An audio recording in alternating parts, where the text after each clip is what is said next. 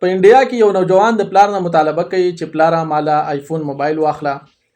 پلار ورته وایي چې بچیا زما سره دومره گنجایش نشته دی. وزوی را لګي او احتجاجن د غر سر ته خيږي، یو پکنیک پوینټ التزي او د غر په سر باندې د ډیرې په سر باندې ودرېږي او لاندې یو لوی کنده ده. اوس ډیر خلک ورته مینتای کوي، پلار ورته مینتای کوي، مور ورته مینتای کوي چې بچیا د خوښه دغه باندې به مذاکرات وکړو، ست ترتیب بدل جوړ کو، خو ته وس اسینه چې دغه زینه ولويږي یا ځان گزار کې او ته خو به ختم شي، خو زمونږ زړونه بل ته ختم شي. به هر حال په دې کې پلار ورزي او د دې الک لاس نیسي چې دا الک را دی خو کې دغه زینه الک د دغه زینه په خپل مولويږي، پلار هم د ځان سره گزار کی چې دا صورتحال ویني. نو مور هم ویل چې یاره زه خو یوازې شوم، اوس بس سکوم. فورا پس هغه هم دغه غټ سمره چې غټه ډانګه وا د دغه نه ځان گزار کو او یو لوی کندې ته ورولویدل او ټول په غزه باندې د دنیا نه لاړل. اوس په دې کې موجوده نوجوانانو ته دا سبق دی چې یاره د پلار د مور خپل حقوق دي. دومره مطالبه د پلار نه کول چې داغه جیب داغه اجازه نه ور کوي، داغه گنجائش داغه سره نه وي، نو داسې مطالبه کول د ځان سره هم ظلم دی، د مور او پلار سره هم ظلم دی. بای پښتو کې یو متل دی وای د خپل صادر سره خپې غزول پکاري.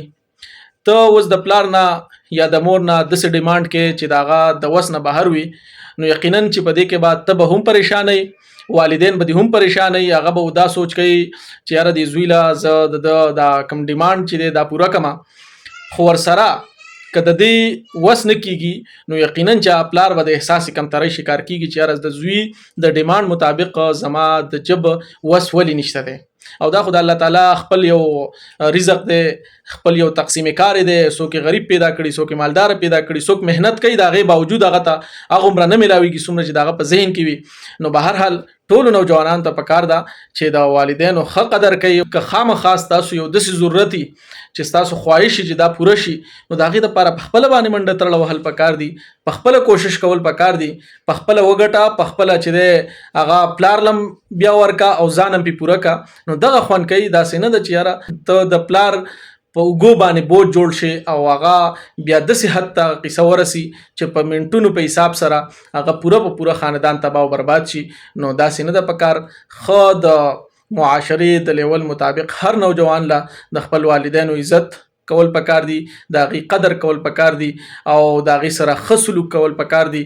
په خپل به مطمئنه او والدین به هم در باندې فخر کوي او ویاړ بر باندې کوي. الله دې موږ ټول له والدینو د قدر توفیق راکړي او د خپل صادر سره د خپل غزولو توفیق دې الله راکړي. ډیره مننه، شکریہ.